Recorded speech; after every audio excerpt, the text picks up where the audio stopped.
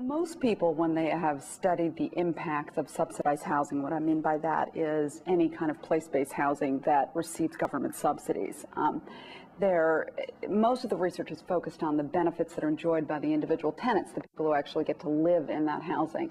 But what we're focusing on instead is the benefits that are potentially delivered to the neighborhood. When the public housing program was first enacted in the late 1930s, these neighborhood benefits were actually a key part of the justification. Proponents argued that these investments could make a neighborhood more attractive, more desirable, and ultimately make more people want to live there.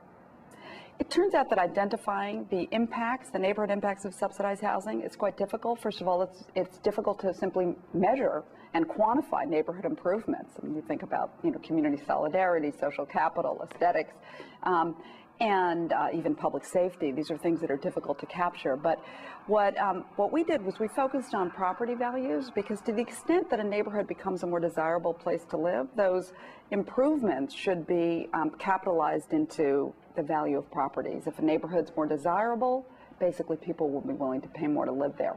A second fundamental challenge, I think, is that one never knows what would have happened in these neighborhoods in the absence of these investments. And essentially, you have to figure out, you have to make some assumptions, as all statistical models do, about the counterfactual.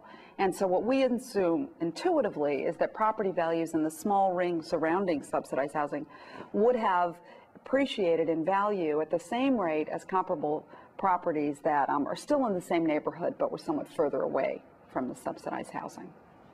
Well, we found, I think, counter to the conventional wisdom, significant positive spillover effects on the surrounding communities. We found that properties in the near vicinity, in very close proximity to subsidized housing, actually appreciated at a more rapid rate, that these housing investments really did, as developers claimed, seem to help to transform their neighborhoods. And the magnitude of those benefits was significant,